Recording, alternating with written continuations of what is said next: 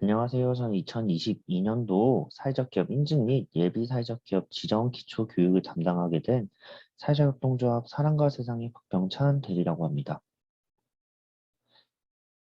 저희가 이번에 준비한 이 기초 교육은 사회적 기업 업무 지침, 그리고 저희가 현장에서 본 인증, 그리고 지정, 요건들의 적용 사례 등을 통해서 여러분들이 조금 더 쉽게 이 요건들을 이해하실 수 있도록 기획된 교육입니다. 따라서 2022년에 여러분들께서 사회적 기업, 그리고 예비 사회적 기업 진입을 준비하실 때 이 교육이 도움이 될 수 있었으면 합니다. 저희 교육의 목차입니다. 첫 번째로 사회적 기업의 이해입니다. 사회적 기업의 이해에서는 사회적 기업의 정의와 사례 등을 통해서 여러분들과 함께 사회적 기업이 무엇인지에 대해서 짧게 고민해 보는 시간을 가지려고 하고요. 그리고 두 번째로 사회적 기업의 인증 요건, 그리고 세 번째로 예비 사회적 기업의 지정 요건입니다. 여러분들께서 가장 궁금해 하시는 부분이 이 부분이시니만큼 이 챕터 2, 챕터 3를 중심으로 교육을 진행을 할 예정이고요. 다만 요건들이 워낙 방대하다 보니까 여러분들이 본 교육에서 이 요건들을 모두 외워가신다라는 것을 목적으로 하시지는 마시고요. 이런 요건들 중에서 정말 중요하고 시급하고 우선적으로 준비해야 될 것들이 무엇인지에 대해서 여러분들이 알아가실 수 있는 시간이 되면 좋을 것 같습니다. 그리고 마지막으로 사회적 기업과 예비 사회적 기업에 대한 지원 제도입니다. 첫 번째로 사회적 기업의 이해입니다. 여러분들이 생각하시는 사회적 기업의 정의는 어떤 것인가요? 다양한 정의들이 있겠지만 사회적 기업 육성법 제2조에서는 취약계층에게 사회 서비스 또는 일자리를 제공하거나 지역사회에 공헌함으로써 지역 주민의 삶의 질을 높이는 등의 사회적 목적을 추구하고 재화 및 서비스 생산 판매 등의 영업활동을 수행하는 기업이다 라고 정의하고 있습니다. 즉, 우리 주변에 상존하고 있는 다양한 사회적인 문제들을 영업활동, 즉 비즈니스 활동으로 해결하고자 하는 기업들을 사회적 기업이라고 정의하고 있습니다. 여러분들이 생각하시는 사회 문제는 어떤 것들이 있으신가요? 대표적으로 장애인과 노인의 고용에 대한 문제가 있을 수 있겠죠. 장애인과 노인은 신체적인 불편함과 사회적인 인식 탓에 고용의 어려움을 겪고 있는 계층인데요. 이러한 고용의 어려움은 이들의 자립을 방해하고 자아실현 욕구를 위축시키는 그런 사회 문제들을 일으키고 있습니다. 보호종료 아동도 마찬가지입니다. 보호종료 아동은 다양한 이유로 공동생활가정 등의 보호시설에 입소했다가 만 18세에 퇴소하는 아동을 이야기를 하는데요. 한 보호종료 아동의 인터뷰에서는 이 보호시설에서 있었다는 것이 주홍 글씨로 낙인이 찍혀서 취업에 불리한 영향을 미치고 있다라고 이야기를 하더라고요. 이와 같이 다양한 계층들이 취업 또는 서비스를 향유함에 있어서 문제를 겪고 있는 상황들이 우리 주변에 많은데요. 사회적 기업은 이러한 문제들을 비즈니스적인 활동으로 해결을 하고자 합니다. 그 사례들을 이제 살펴볼 텐데요. 첫 번째로 사회복지법인 위켄입니다. 위켄은 쿠키를 제조해서 판매하는 기업입니다. 일반 시장에서 볼 수 있는 제과제빵 기업들이 쿠키를 만들어서 판매하고 신규 상품을 개발하고 새로운 매출 시장을 찾는 것은 어떤 이유일까요? 주로 이윤 창출에 있겠죠. 그러나 사회복지법인 위켄은 좀 다릅니다. 사회복지법인 위켄은 장애인을 고용하기 위해서 쿠키를 만들고 있는데요. 쿠키를 만들어서 판매한 금액으로 다시 장애인을 고용하기 위한, 장애인을 교육하기 위한 금액으로 재투자를 하고 있습니다. 위켄은 쿠키를 만들기 위해 장애인을 고용하는 것이 아니라 장애인을 고용하기 위해 쿠키를 만듭니다. 이것이 사회복지법인 위켄의 슬로건인데요. 실제로 여기 사진에서 볼 수 있다시피 장애인분들이 모두 행복해하고 계시죠? 네. 이것이 사회적 기업의 역할이 아닌가 생각이 듭니다. 다음으로 제가 패션쇼 사진 한 장을 가지고 왔는데요.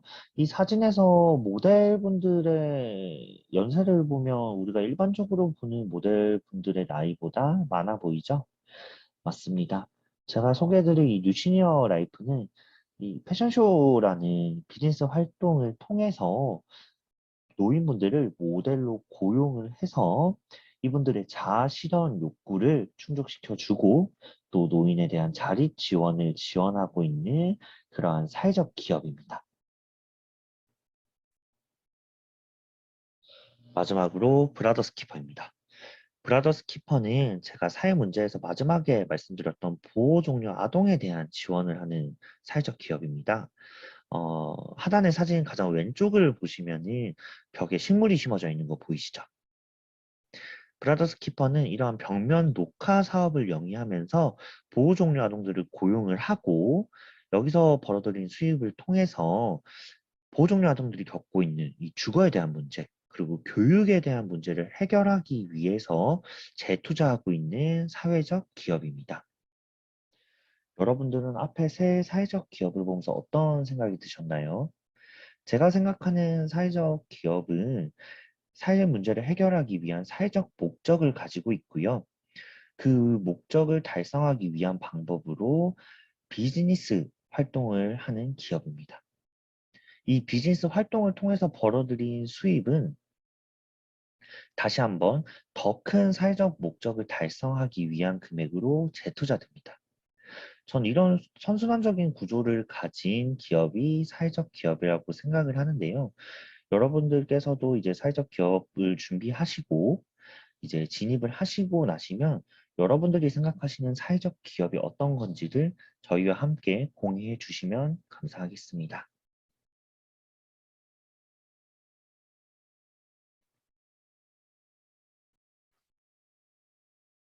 이제 본격적으로 사회적 기업 인증 요건에 대해서 안내해 드릴 수 있도록 하겠습니다. 본 챕터에서는 저희 사회적 활동적 사람과 세상이 인증 실사를 다니면서 확인한 사회적 기업 인증 탈락 사례, 그리고 사회적 기업 인증을 신청하시고도 심사도 가시기 전에 취소를 하신 그런 사례 등을 공유하면서 여러분들께서는 이러한 부분들 주의하셔서 사회적 기업 인증 받으시는데 도움이 되시면 좋겠습니다. 먼저 사회적 기업 인증 절차입니다. 전반적인 절차는 앞에 보이시는 바와 동일하고요. 인증 신청 및 접수는 사회적 기업 통합 정보 시스템 통해서 온라인으로 접수한다 라는 점 알아두시면 좋을 것 같고요. 온라인 접수이기 때문에 여러분들이 준비하신 서류들은 반드시 PDF로 변환하셔서 시스템에 업로드를 해 주셔야지 심사관 해당 자료를 저희가 확인을 할 수가 있습니다. 어, 제출해주신 자료를 바탕으로 한국사회적기업진흥원 그리고 저희 사회적협동조합 사랑과 세상 담당자가 기업으로 방문해서 현장 실사를 진행을 하게 되어 있습니다. 현장 실사에서는 기업에서 제출해 주신 서류가 인증 요건에 어긋나지는 않는지, 기업의 사회적 목적은 무엇인지, 기업의 지속 가능성은 어떻게 되는지 등을 종합적으로 실사를 진행을 합니다. 이 실사를 진행해서 나온 자료와 기업 측에서 제출해 주신 자료를 바탕으로 인증심사 소위원회, 사회적 기업 육성 전문위원회에서 인증 당락 여부를 결정을 하게 되어 있습니다. 특이사항으로 인증 심사, 실사가 아닌 심사 과정에서는 대표자님이 배석을 하지 않기 때문에 이 현장 실사의 과정이 정말 중요하다라고 볼 수 있습니다. 현장 실사에서 대표님이 생각하시는 가치와 우리 기업의 지속 가능성 등을 자랑을 해주셔야지 이러한 내용들을 저희가 인증 심사에 전달할 수가 있습니다. 네, 그렇기 때문에 현장 실사에서 대표님께서는 저희에게 좀 많은 이야기들을 들려주시면 감사드리겠습니다. 네, 이렇게 심사 과정을 거쳐서 인증 결정이 난다면 사회적 기업 통합정보 시스템 통해서 인증서를 발급을 받으시면 됩니다. 네. 인증 신청 및 접수 전에는 저희 사회적 협동조합 사랑과 세상 통해서 상담 및 컨설팅을 받을 것을 권장드립니다. 제가 작년의 사례들도 간단한 요건, 그리고 간단한 구비 서류들을 구비하지 못하셔서 탈락하시거나 아니면 인증을 신청하시고도 심사 이전에 취소하시는 사례들을 다수를 확인을 했어요. 그러한 부분들을 사전에 방지하기 위해서는 꼭 신청하시기 한 달이나 한 3주, 늦어도 한 2주 정도 전에는 저희 사회적협동조 사랑과 세상 쪽으로 연락을 주셔서 서류에 대한 검토 또는 우리 사회적 기업 신청에 대한 전반적인 컨설팅을 받고 이 인증 신청 및 접수를 진행을 하신다면 아무래도 인증 심사 테이블까지 올라가시는 데는 도움이 될 거라고 생각을 합니다. 인증 신청 시기에 대해서는 작년 기준으로는 인증 심사가 어, 2달에 한 번씩 진행이 되었었는데요. 올해는 인증 심사가 분기에 한 번씩 진행될 예정입니다. 인증 신청 기간에 대해서는 기본적으로는 상시 접수십니다. 상시 접수인데 작년 기준으로는 홀수달 20일까지 제출하신 건에 대해서는 짝수달에 심사가 진행이 되었었는데요. 올해 경우에는 분기별로 심사를 진행한다는 이야기는 나왔지만 며칠까지 접수된 신청분에 대해서 그 해당 분기에 심사를 할지까지는 명확하게 나오지는 않아서 해당 내용에 대해서는 공고되는 대로 저희 사랑과 세상 홈페이지 또는 유튜브 댓글 통해서 저희가 안내해 드릴 수 있도록 하겠습니다. 추가적으로 저희가 교육 하나 안내해 드리려고 하는데요. 아까 말씀드렸다시피 기본적인 요건, 기본적으로 구비해야 되는 서류들 조금만 신경 썼으면 우리가 인증 심사도 받아볼 수 있는 그런 사항들에 대해서 탈락하거나 인증 신청을 취소하는 기업이 많이 발생을 하다 보니까 이번 저희 사회적동조 사랑과 세상에서 이러한 정말 서류와 사전에 구비해야 되는 것들을 체크해 드리는 그런 교육을 진행을 하려고 합니다. 2022년 사회적 기업 인증 심화 교육이라고 하고요. 이제 분기별로 신청하시려는 기업 대상으로 사전에 저희가 찾아서 온라인으로 이런 서류 검토 등을 진행을 하고 서류에서 반드시 구비해야 될 것들 그리고 요건에서 반드시 충족해야 되는 것들 위주로 안내해 드리는 교육을 실시하려고 하고 있으니까 인증 신청을 준비하시는 분들은 분기에 맞춰서 저희 사회적 협동조 사랑과 세상 홈페이지에서 이 교육들 신청을 해 주시면 감사하겠습니다. 사회적 기업과 예비 사회적 기업의 요건을 간단하게 비교해 봤습니다. 사회적 기업은 총 7가지, 예비 사회적 기업은 5가지 정도입니다. 혹시 사회적 기업과 예비 사회적 기업의 차이를 알고 계신가요? 사회적 기업은 앞서 말씀드린 이 사회적 목적을 추구하면서 실제로 사회 문제를 해결하는 실적을 가진 그런 기업들을 사회적 기업이라고 합니다. 그렇기 때문에 이 인증 과정에서 실제 실적이 있는지를, 실적이 요건에 충족하는지를 통해서 인증이 이루어지고요. 예비 사회적 기업의 경우에는 아직 실적이 날 만큼 이 사회 문제를 해결하는 실적이 날 만큼 준비되지는 않았지만 우리가 이 3년의 지정기간, 예비사회적 기업 지정기간 3년이거든요. 3년의 지정기간 동안 사회적 기업으로 갈 수 있도록 이 실적을 낼 수 있도록 준비하기 위해서 이 예비사회적 기업을 신청을 한다라고 생각을 하시면 됩니다. 다만 예비사회적 기업을 반드시 거쳐야만 사회적 기업으로 신청을 하실 수 있는 건 아닙니다. 예비사회적 기업이 아니더라도 사회적 기업은 신청을 하실 수는 있습니다. 네, 그래서 실적을 보는 사회적 기업, 예비 사회적 기업은 이 실적을 낼 수 있기 위한 계획을 본다. 예, 그렇기 때문에 아무래도 사회적 기업의 요건은 조금 더 강화가 되어 있고 예비 사회적 기업의 요건은 조금 더 완화가 되어 있다라고 볼 수가 있습니다.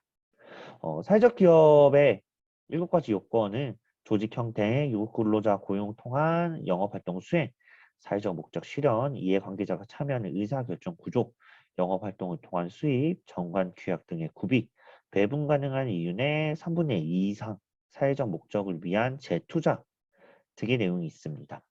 이 내용을 하나하나 다 짚어보면서 자주 인증심사관 이슈가 되는 내용들 중심으로 안내를 드릴 수 있도록 하겠습니다. 먼저 조직 형태입니다. 사회적 기업을 신청을 하시기 위해서는 앞에 보이시는 이런 조직 형태를 갖추셔야 됩니다. 사단법인, 재단법인, 주식회사, 합자회사, 한명회사, 공익법인, 비영리 민간단체, 사회복지법인, 사회적 협동조합, 영농, 영어조합법인, 농업, 회사법인 등의 법인 형태를 반드시 갖추셔야 됩니다. 이 말은 개인 사업자는 사회적 기업 신청이 불가능하다라는 얘기와 동일합니다. 개인 사업자는 절대 사회적 기업 인증 신청이 불가능하다는 점 꼭 유의해 주시기 바랍니다. 왜냐하면 개인 사업자, 법인 사업자의 경우에는 대표를 뭐 별도로 선출할 수도 있고 대표를 변경할 수도 있고 하잖아요. 개인 사업자는 이런 사업의 연속성을 담보하기가 어렵고 기본적으로 법인은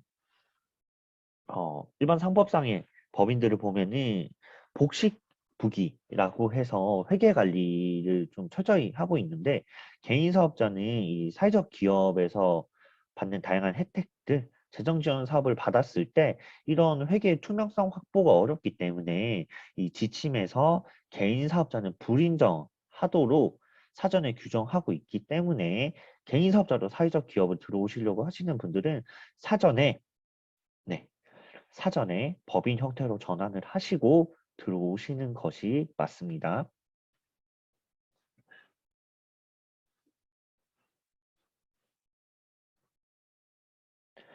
네, 세부 심사 기준입니다. 신청 기업의 지점 또는 지부 지회에 대한 내용인데요. 영리조직은 지점의 사업 실적을 모두 포함하여 인정을 하게 되어 있는데요. 기본적으로 뭐 비영리 법인도 대부분 이런 지점의 형태를 가지고 있기 때문에 이 지점인 경우, 그러니까 법인 등기부 등본상에 지점으로 등기된 지점, 그리고 이 지점에서도 사업자 등록증을 발급받고 있는 경우에는 기본적으로 저희 사회적 기업 인증 신청 실적으로 산정을 합니다. 세부 심사 기준입니다. 첫 번째로 신청기업의 지점 또는 지부 지회입니다. 영리 조직은 지점의 사업 실적을 모두 포함하여 신청, 비영리 조직은 사업자 등록증상 지점을 포함하여 신청해야 하나 지부 지회는 제외. 네, 이 내용은 법인 등기사항 전부 증명서상 등기된 지점의 실적만을 인정을 하겠다입니다. 인증 신청한 가장 중요한 게 실적이죠. 간혹 사업을 영위하실 때 주로 사단법인 같은 비영리 법인들이 이렇게 많이 운영을 하는데 법인 등기사항 전부 증명서상에 등기를 하지 않고 사업자 등록증만 발급을 받고 사업을 하시는 분들이 있으세요. 제가 작년에 갔던 한 기업은 법인의 본점은 사무국 역할입니다. 사무국 역할이라서 실제 근로자가 한 분이었나 두 분 정도밖에 안 계셨고요. 나머지는 모두 지점에서 근로하시고 계셨어요. 지점에서 취약계층 분들이 모두 근로하고 계셨는데 이 지점이 법인 등기사항 전부 증명서에 등기가 되어 있지를 않다 보니까 실제 인증심사관이 이 실적이 인정이 되지 않아서 인증심사에 탈락이 된 케이스가 있습니다. 여러분들도 이런 사항들을 사전에 좀 유의하시고 점검을 하시고 신청을 하셔야 될 것 같습니다. 두 번째로 조직의 독립성입니다. 신청기업의 대표자가 기존 인증, 사회적 기업의 대표자와 동일한 경우 실질적인 독립성을 심사위원회에서 판단한다라는 내용입니다. 일부 그 협동조합 등 특수한 조직 형태의 경우에는 동일한 대표자에 대해서도 또 그 내용을 제한적으로 인정하는 경우가 있는데요. 보통 사업자 협동조합을 일컫고요. 이 케이스는 그렇게 1년에 뭐 한두 건도 발생을 하지 않을 때도 있는 케이스라 만약 이 케이스에 해당을 하신다고 하시면 저희 사회적 협동조합 사랑과 세상 측으로 연락을 주시면 이 내용에 대해서 상세하게 안내해 드릴 수 있도록 하겠습니다. 다음으로 신청기업 대표자 및 대표자 가족 등이 별도 사업체를 운영하는 경우입니다. 예를 들어서 A기업은 그 A기업으로 신청을 하는데 A기업의 대표자님이 별도의 개인 사업자를 가지고 계실 수도 있고 별도의 법인 사업자인데 그 법인 사업자에서 대표를 하실 수도 있으세요. 대표자의 가족이 그러고 있으실 경우도 있으시고요. 그러할 경우에는 기업체별로 별도의 독립된 사무공간 확보 여부, 근로자가 그 두 기업 간에 혼재가 되고 있지 않는지, 두 기업 간의 출자 구조가 혼재되어 있지는 않는지, 기업 간의 상호 거래 내역이 있지 않는지 등을 종합적으로 고려해서 심사위원회에서 판단하게 되어 있습니다. 사회적 기업 인증 신청관의 가장 중요한 건 독립성입니다. 이 독립성을 보는 이유는 우리가 향후에 사회적 기업으로 진입을 하시게 되면은 들어오시게 될 재정 지원 사업이나 사회적 기업에서 받는 혜택들이 있죠. 이러한 혜택들은 우리가 인증받은 실제로 사회적 가치를 창출하고 있다고 인정을 받는 이 사회적 기업이 그러한 혜택을 받아야 하는데 그러한 혜택들이 대표자의 개인 사업자, 인증을 받지 않은 개인 사업자나 다른 법인 사업자로 전이가 될 수 있기 때문에 그러한 부분들을 사전에 방지하는 차원에서 이 독립성을 보는 거기 때문에 이 심사위원회에서 깐깐하게 보는 사항 중에 하나입니다.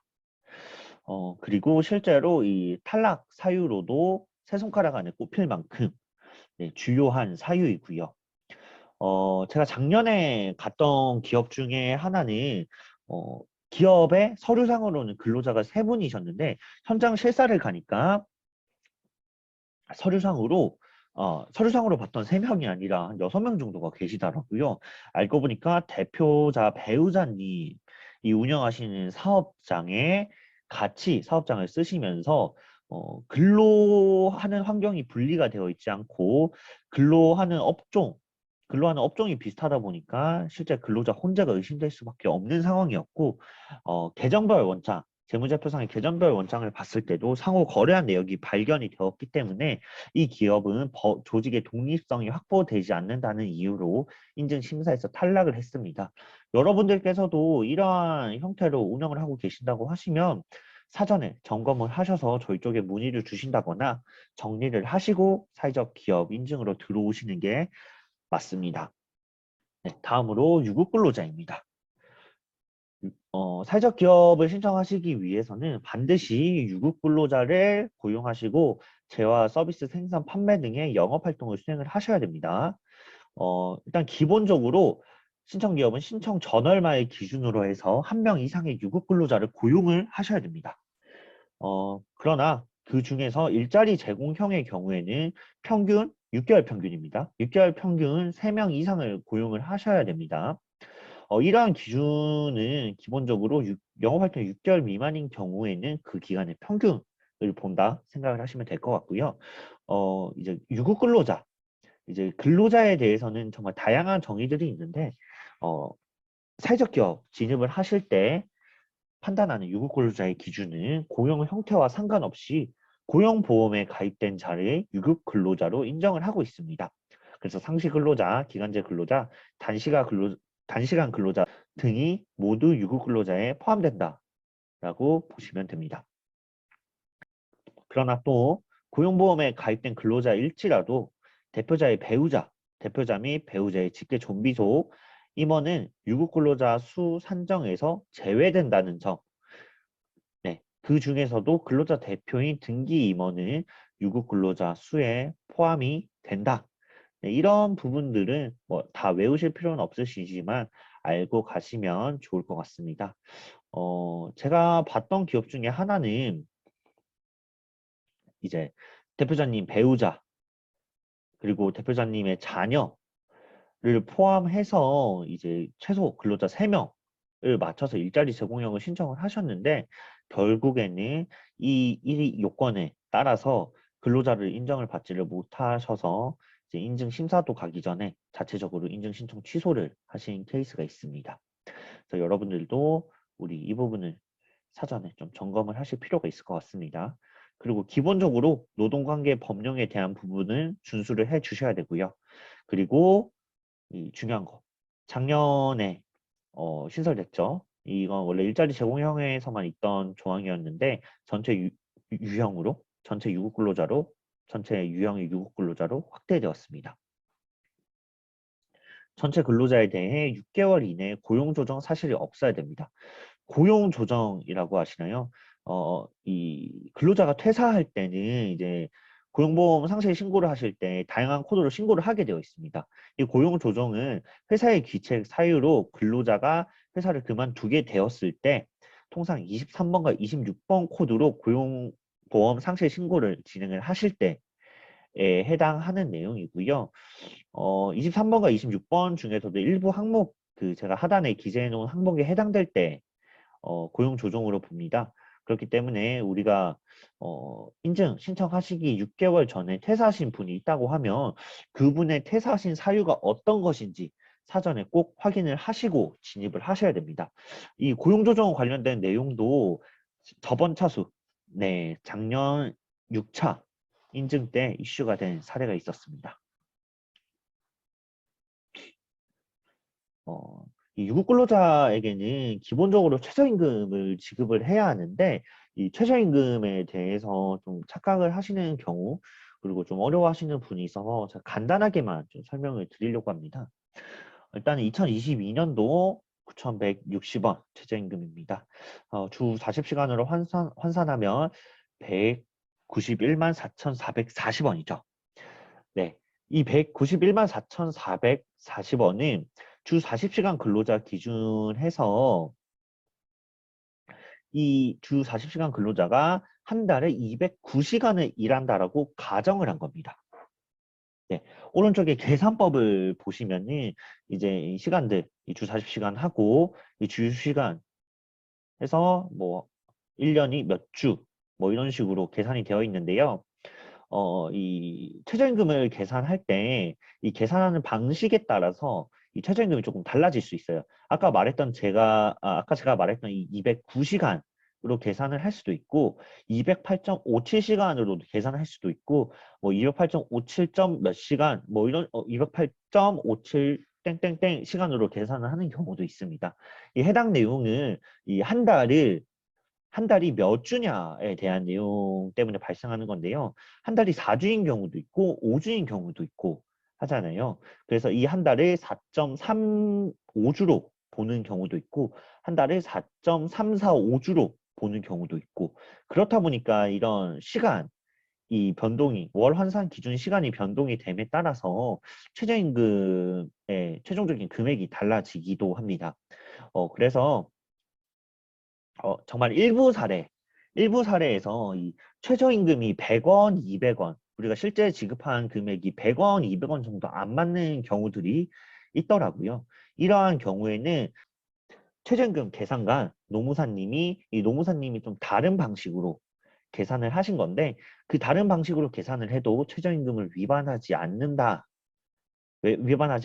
사례일 수도 있다라는 점이 있기 때문에 우리가 향후에 좀 뭐 100원, 200원 정도 차이 나는 경우가 있다라고 하면은 사전에 노무사님께 어떻게 이렇게 계산하셨는지 판단 기준을 사전에 요청하시고 그 판단 기준을 현장 실사관 저희 사랑과 세상 측에 전달을 해주시면 될 것 같습니다. 네, 다음으로 최저임금에 산입되는 임금 또는 수당입니다. 매월 1회 정기적으로 지급하는 임금 중에 직무수당이나 직책수당, 자격수당, 생산장려수당 등은 최저임금에 산입이 됩니다. 저도 대리기 때문에 직책수당을 받는데 이 금액은 최저임금을 계산하는 때 산입이 됩니다. 그리고 상여금 중에 191만 444원을 초과하는 금액, 식대 교통비 중에 38,288원을 초과하는 금액입니다.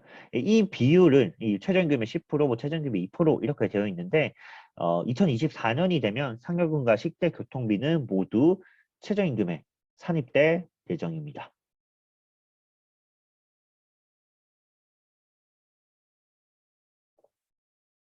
네, 최저임금의 불산입 되는 임금 또는 수당입니다.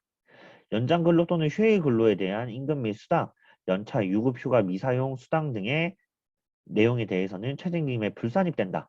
그리고 현물로 지급하는 임금, 뭐 물건이나 선물 세트 이런 걸로 지급하는 임금은 최저임금에 불산입된다. 라고 생각해 주시면 됩니다.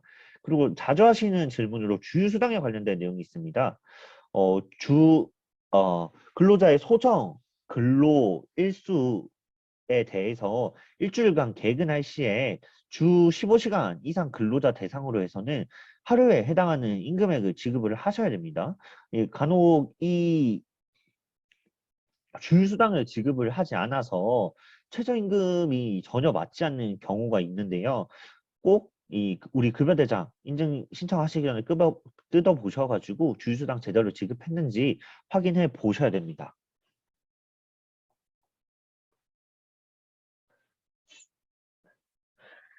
이제 본격적으로 사회적 목적의 실현 부분입니다. 사회적 기업을 신청하실 때는 5가지 정도 유형을 선택하셔서 진입을 하실 수가 있는데요. 사회서비스 제공형, 일자리 제공형, 혼합형, 지역사회 공헌형, 기타 창의적 신형입니다. 어, 사회서비스 제공형의 경우에는 취약계층에게 사회서비스를 30% 이상 제공하는 경우, 일자리 제공형은 취약계층에게 30% 이상 일자리를 제공하는 경우, 혼합형은 각각 20%, 지역사회 공헌형은 가나 다형으로 또 나눠지면서 다양한 지역사회의 문제들을 해결하는 것을 사회적 목적으로 하는 유형, 마지막으로 기타 창의적 신형, 어, 상기 말씀드린 어떠한 유형에도 해당하지 않는 새로운 사회적 문제를 해결하는 것을 사회적 목적으로 가지며 객관화 정량화된 지표로 판단할 수 없으며 창의적이고 혁신적인 아이디어를 통해서 인증을 받는 그러한 유형입니다. 아까 말씀드렸듯이 이러한 유형들에서 인증을 받기 위해서는 실적을 증빙을 해야 하는데요. 그 실적의 기간은 인증 신청 6개월입니다. 6개월 미만인 경우에는 6개월 미만인 기간에 대한 내용인데요. 통상적으로 이 사회적 기업 신청을 하시는 기업들은 신규로 창업을 해서 들어오시는 경우는 많지는 않습니다. 예를 들어서 이제 신규로 창업해서 한두 달 만에 인증을 신청하시는 기업은 거의 없으시고요. 그렇게 들어오는 기업들은 대부분 다 개인 사업자를 운영을 하시면서 그 개인 사업자의 사업들을 포괄 양수도 하셔서 한 3, 4개월 정도 운영하시면서 그 실적을 증빙을 하셔서 들어오시는 경우는 있지만 대부분은 한 1년에서 2년 정도는 운영을 하셔야지 우리 기업의 지속 가능성이라든지 사회적 목적 관련된 실적을 증빙을 할 수가 있기 때문에 그러한 점은 좀 알아두시면 좋을 것 같습니다. 근데 이제 각각의 여기서는 이렇게 개략적으로 이런 5가지 정도의 유형이 있다 정도 설명을 드리면 될 것 같고 이제 상세하게 하나하나의 사회서비스 제공형, 일자리 제공형, 혼합형, 지역사회 공헌형, 기타 창의 혁신형의 증빙 방법 그리고 이 증빙을 하기 위해서 유의해야 될 점들을 안내해 드리겠습니다. 네. 그 전에 간단하게 좀 보고 가실 참고용 자료 준비해 봤습니다. 네. 이 경기도에 소재한 인증 사회적 기업들 현재 총 559개소가 있고요. 그 559개소가 어떠한 조직 형태를 주로 띠고 있는지에 대한 내용입니다. 네, 주로 일자리 제공형이 75% 정도를 차지하고 있고 다음 기타 창의적 신형, 사회서비스 제공형, 다음에 혼합형, 지역사회 공헌형이 가장 적은 수를 차지하고 있습니다. 제가 앞서서도 그렇고 앞으로도 계속 취약계층에 대한 이야기를 드려야 될 것 같아서 사전에 참고용으로 취약계층이 어떤 분들인지 사회적 기업에서 판단하는 취약계층은 어떤 유형들인지를 좀 안내 드리고자 이 참고 자료를 만들어 봤는데요. 일단 취약계층은 사회적 기업 육성법 시행령 제2조에 사회 서비스를 시장 가격으로 구매하는데 어려움이 있거나 노동시장의 통상적인 조건에서 취업이 특히 곤란한 계층을 이야기를 합니다. 예를 들어서 저소득자, 고령자, 장애인, 성매매 피해자, 청년 및 경력 단절 여성 등이 있습니다. 이러한 유형들은 다 시행령에 규정이 되어 있는 이 취약계층이라고 보시면 됩니다. 그래서 이 시행령에 규정되어 있는 이 취약계층을 고용 또는 서비스를 제공해야만 우리의 실적으로 인정을 받을 수 있다라는 점 알고 가셔야 됩니다. 대표적으로 취약계층을 고용하거나 서비스를 제공하는 3가지 유형은 저소득자, 고령자, 장애인이 있는데요. 일단 저소득자부터 먼저 설명을 드리면은 저소득자는 전년도, 직전년도 3, 4분기 가구 월 평균 소득의 60% 소득 수준을 가지신 분들입니다. 60% 이하겠죠. 소득을 가지신 분들인데요. 앞에 표를 보시면은 각 가구별로 어느 정도 소득을 보유하신 분들이 취약계층인지 확인하실 수가 있습니다. 네, 이러한 소득을 증빙하기 위해서는 발급받을 수 있는 가장 최근의 소득금액 증명원, 근로소득 원천 징수 영수증, 급여 명세서, 수급자 증명서 등을 통해서 최근 6개월간의 월 평균 소득을 증빙을 해 주셔야 됩니다. 다음은 고령자입니다. 고령자의 나이는 만 55세 이상인 자로 주민등록번호로 확인을 하고 있고요. 장애인의 경우에는 복지카드로 확인을 하고 있습니다. 결혼 이민자의 경우에는 대한민국 국민과 혼인한 적이 있거나 혼인관계에 있는 제한 외국인이고요. 우리나라 국적을 취득하신 분께서는 혼인관계 증명서, 국적을 취득하시지 않으신 분께서는 F2, F5, F6 비자를 보유하신 분만 결혼 이민자로 저희가 인정을 하고 있습니다. 간혹 이 외국인 근로자가 취약계층에 산입이 되시는지 여쭤보시는 분이 계신데 이 외국인 근로자라는 지위만으로는 아직까지는 취약계층으로 인정을 받지는 못하고 있다. 그렇게 이해하시면 됩니다. 청년 및 경력단절 여성입니다. 청년 및 경력단절 여성은 증빙하기 어려운 유형 중에 하나입니다. 워낙 이 청년의 경우에는 15세 이상 29세 이하 그리고 경력단절 여성의 경우에는 경제활동을 중단하였다가 취업을 희망하는 여성 이렇게 표현이 되지만 실질적으로는 이러한 상황에 놓였을 뿐만 아니라 거기에 추가적으로 고용촉진 장려금 지급 대상자여야 됩니다.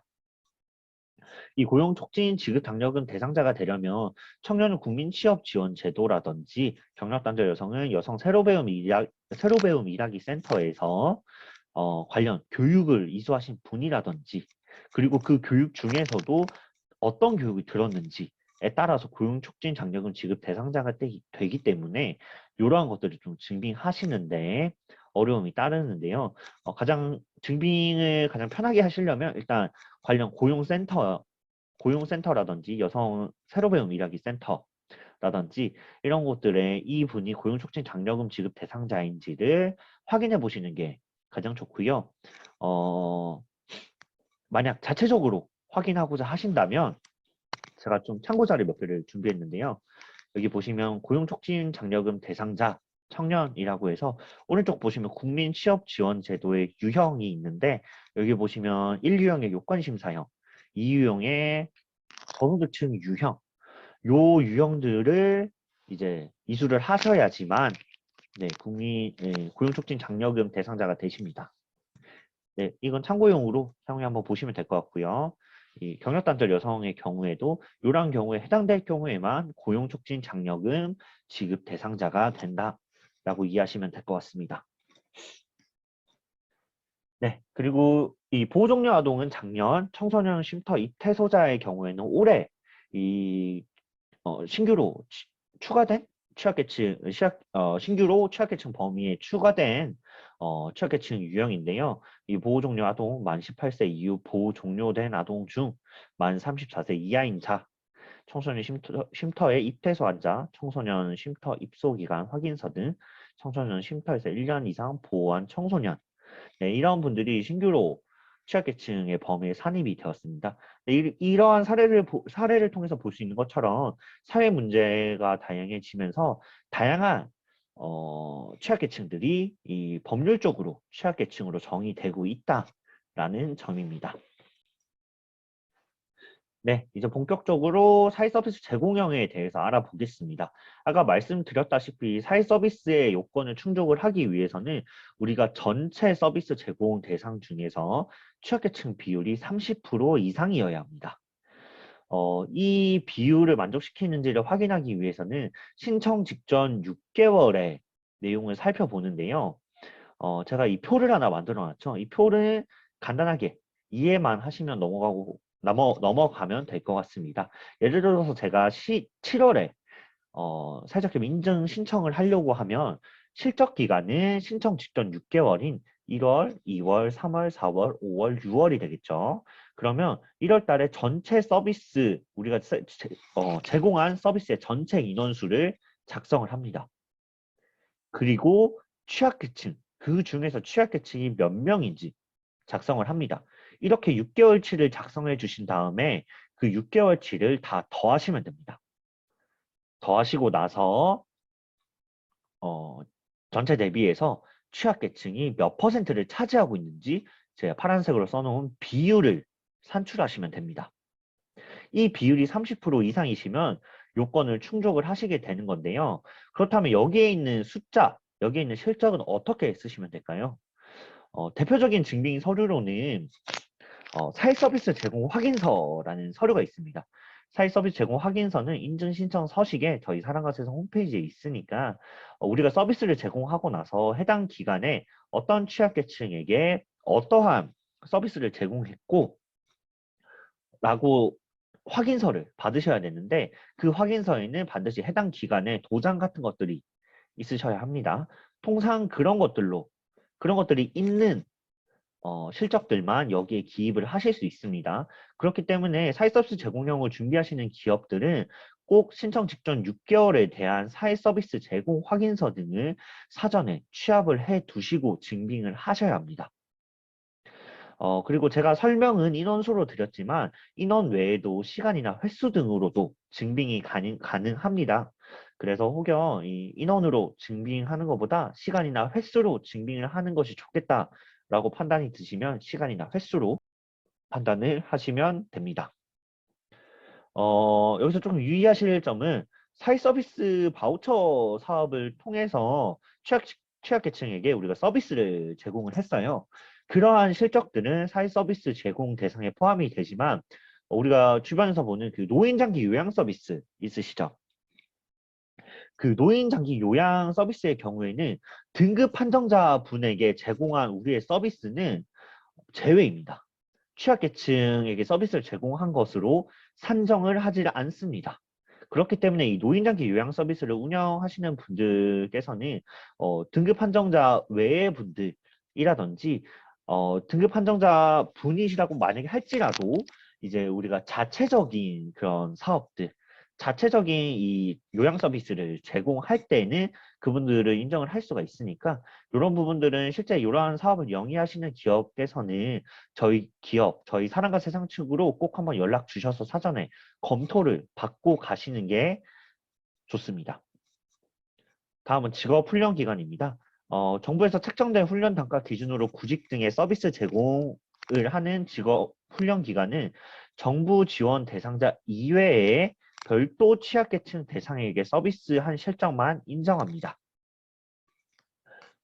이러한 케이스는 그렇게 많이 들어온 케이스는 아니어서 이것도 마찬가지로 혹시 이런 직업훈련 기간을 통해서 사회적 기업으로 진입하시고자 하시는 경우 저희 사랑과 세상 측에 연락을 주시면 감사하겠습니다. 그리고 이 실적 증빙과 함께 중요한 사항이 있습니다.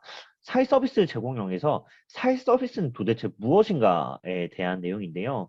우리가 사업을 영위를 하시는 기업들이 이 사회 서비스 제공형으로 들어올 수가 있을까요? 네, 일반적으로는 들어올 수가 없습니다. 사회 서비스는 특정한 업종을 정해놓고 있기 때문에 그 특정 업종에 해당을 하지 않으면 이 사회 서비스의 실적으로 인정을 하지 않습니다. 예를 들어서 한국표준산업분류표상에 PQER, NSTA에 해당하는 업종입니다. 그 외에 개인 또는 사회 전체의 복지 증진 및 삶의 질 제고를 위해 사회적으로 제공하는 서비스 등은 위원회 심의를 통해 인정을 한다라고 되어 있지만 제가 작년 기준으로는 이러한 것들을 신청하는 케이스를 본 적은 없었었고 실제로 이런 것들을 신청하기 위해서는 정말 많은 준비 외 상기 PQER, NSTA의 업종 분류가 있음에도 불구하고 다른 업종이 사회 서비스로 인정을 받아야 하는지에 대한 이유에 대해서 소상하게 설명을 해야 되기 때문에 어렵다. 그래서 가급적 사회 서비스 제공형으로 진입하시기 위해서는 PQER, NSTA 이 해당 업종으로 들어오시는 게 맞다라고 안내 드립니다. 그래서 이 PQER, NSTA 이 내용이 어떤 내용이실지 좀 궁금하실 것 같아서 제가 참고 자료로 준비해 봤습니다. P는 교육, Q는 보육, 보건, 사회복지 있는 환경 이렇게 제가 좀 참고하실 수 있도록 작성을 해뒀고요. 요거는 그 한국 표준산업 분류표상에 통상 뭐 중분류 정도의 구분이 되어 있는 거고요. 우리가 사업을 하시면 실제 세분류까지 업종이 발급이 되기 때문에 우리가 실제로 사업을 어떤 업종으로 사업을 하시는지 이 한국 표준산업 분류표 검색하셔서 여기 앞에 플러스 누르시면은 그 하단에 세분류들이 모두 뜨게 되어 있습니다. 그 세분류 확인하셔서 사회 서비스의 업종이 맞는지 확인하시고 진입을 하시면 될 것 같습니다. 네, 다음으로 일자리 제공량입니다. 전체 근로자 중 취약계층 비율이 30% 이상인 경우에는 일자리 제공형의 요건을 충족하고 있다라고 판단할 수 있습니다. 전체 근로자 수는 3인 이상이 필요하고요. 아까 다른 유형들은 신청 직전월 기준으로 1명 고용이 되어 있으면 된다고 했는데 일자리 제공형의 경우에는 신청 직전 6개월 평균을 냈을 때 3명 이상 고용을 하셔야 됩니다. 그 근로자에는 대표자의 배우자, 대표자 및 배우자의 직계 존비속 임원은 제외되고요. 근로자 대표는 이 근로자에 포함됩니다. 그리고 일자리 제공형의 핵심입니다. 취약계층에게 괜찮은 일자리를 제공해야 함. 이 괜찮은 일자리를 제공을 하지 않아서 실제 심사에서 탈락하는 사례가 종종 있습니다. 최저임금 이상 지급, 주 15시간 이상 근무, 기간에 정함이 없는 근로계약을 체결했을 때 괜찮은 일자리를 제공하고 있다라고 보고 있는데요. 최저임금 이상 지급은 대부분 다 진행을 하고 계실 거고 주 15시간 이상 근로도 대부분 수행을 하고 계세요. 다만 이 기간에 정함이 없는 근로 계약, 기간에 정함이 없는 근로 계약의 경우에는 통상 정규직 계약이라고 이야기를 하죠. 이 취약계층에게 이 정규직 계약을 이행을 하지 않아서 요건 미충족으로 탈락을 하신 분들이 많습니다. 사전에 취약계층에게 취약계층과 맺은 근로계약은 이 정규직 계약으로 전환을 하시고 인증을 신청을 하시는 게 문제가 없습니다. 그리고 의무 고용 비율에 해당하는 취약계층에 대하여 반드시 괜찮은 일자리를 제공을 해야 한다. 뭐 그 외에 취약계층 근로자에 대한 괜찮은 일자리 제공 여부는 구체적인 사업 내용 및 사례 참조하여 위원회에서 판단한다라는 내용이 있는데요. 이 내용의 핵심은 취약계층에게는 기간에 정함이 없는 근로계약을 반드시 하시는 게 좋을 것 같고요. 만약에 피치 못할 상황에 따라서 일부 취약계층에 대해 기간에 정함이 있는 근로계약을 체결을 하시게 된다고 하시면은 우리의 사업의 내용과 그 사유에 대해서 명확히 증빙을 하셔야지 그런 내용들을 위원회에서 판단을 하실 수 있습니다. 네, 그 외에 신청기업의 사업 내용이 비정규직, 고용이 불가피한 경우에는 위원회에서 판단한다. 그리고 신청기업 사업 방식이 OEM 등이 사업을 영위할 경우에는 이 일자리 제공형으로서의 적정성 여부를 위원회 심의를 통해서 판단한다라는 내용입니다. 네, 제가 작년에도 인증 실사를 하면서 괜찮은 일자리가 미충족이 되어서 실제 인증 심사에서 떨어진 케이스를 한 2건 정도 봤던 것 같아요. 그분들이 제출하셨던 근로계약서에는 당연히 이 근로기간에 정함이 있는 근로계약으로 언제까지 근로하겠다라는 계약 기간이 정해져 있었죠. 이 근로기간에 정함이 없는 근로계약이란 이 근로계약서 상에 네, 근로기간의 만료가 정해져 있지 않는 계약입니다. 네, 근로계약서가 요런 식으로 구성이 되어 있어야지 근로기간에 정함이 없는 계약으로 판단을 하기 때문에 신청 전에 사전에 미국 근로자의 근로계약서 등을 점검을 하셔서 우리 취약계층 분들이 이렇게 근로기간에 정함이 없는 계약을 체결하고 있으신지를 꼭 확인해 주셔야 됩니다. 근로자 산정 기준에 대한 내용은 아까 사회서비스 제공형에서 설명드린 내용이랑 동일합니다. 월별로 전체와 취약계층 인원수 쓰고 총계 내서 비율을 내고 그런 내용은 동일하기 때문에 여기서 빠르게 넘어갈 수 있도록 하겠습니다. 취업 애로계층의 고용. 유급 근로자가 3인 미만이더라도 중증 장애인, 노숙자, 도박, 알코올 중독자 등의 취업 애로 계층을 고용하신다고 하시면 이제 두 명만 고용하고 있어도 인증 신청이 가능하십니다.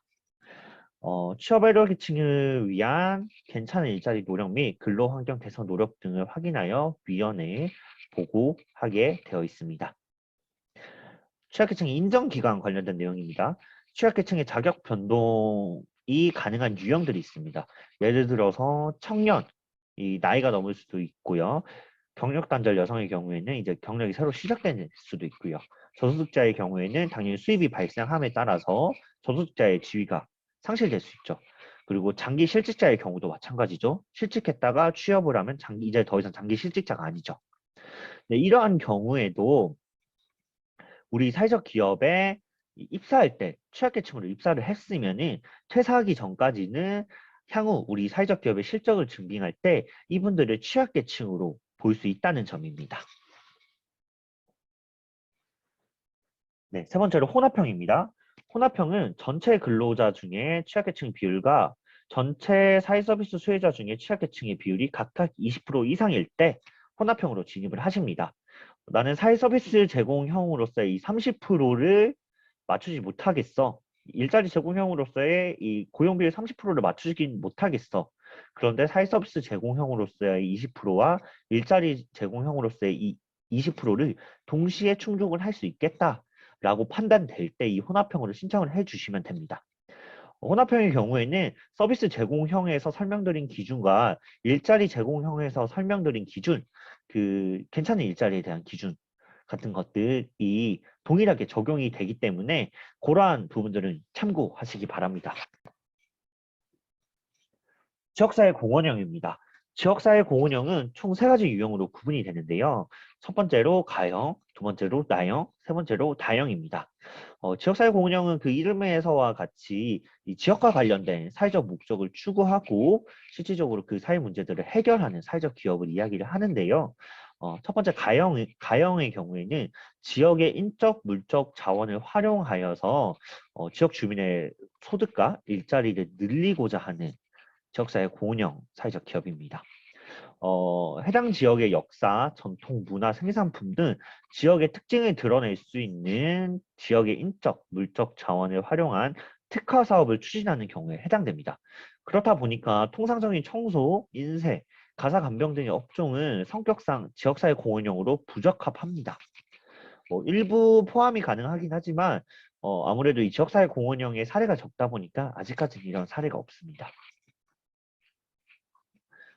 실질적인 판단 기준은 전체 근로자 중에서 해당 지역에 거주하는 취약계층의 비율이 20% 이상이거나 지역에 거주하는 취약계층의 비율입니다. 사회서비스 수혜자 중에서 해당 지역의 취약계층의 비율이 20% 이상이어야 합니다. 취약계층의 고용 비율이나 취약계층 대상 사회서비스 제공 비율, 산정 방식은 기본적으로 일자리 제공형, 아까 설명드렸던 사회서비스 제공형과의 기준을 동일하게 적용을 하고 괜찮은 일자리도 마찬가지입니다. 지역사회 공원형은 기본적으로 공통적인 특징들이 이 지역의 문제가 어떤 것인지를 정의하는 게 중요하고요. 이 지역의 인적, 물적 자원이 실제로 이 지역의 독특한 인적, 물적 자원인지를 설명을 하는 것이 중요한 유형이라고 볼 수 있습니다. 예를 들어서 시흥 장동대 협동조합의 경우에는 시흥시 홈페이지 가면은 시흥시 특산물로 해토미와 연 등이 기재가 되어 있더라고요. 그런 특산물, 시흥의 특산물을 가지고 이 재래 간장, 된장, 고추장 등을 담그는 이 장류를 담그는 그러한 사업을 하는 시흥 장동대 협동조합은 이 지역의 인적, 물적 자원을 활용한 지역사회 공헌형 가형으로 경기도에서 활동하고 있습니다. 다음으로 나형입니다. 지역의 빈곤, 소외, 범죄 등 다양한 사회 문제를 해결하는 경우입니다. 빈곤, 낙후, 소외, 재난, 범죄 등 다양한 지역 사회 문제 분석 및 해결 방안 제시와 지역 사회 발전을 위한 고유 의제가 설정되어 있어야 한다라고 되어 있습니다. 해결하고자 하는 지역의 사회 문제가 정말 우리 지역에서 발생하는 특징적인 문제여야 합니다. 예를 들어서 이 노인의 고용에 대한 문제라든지 또 뭐가 있을까요? 예, 장애인의 인식 개선에 대한 문제를 사회 문제를 해결한다.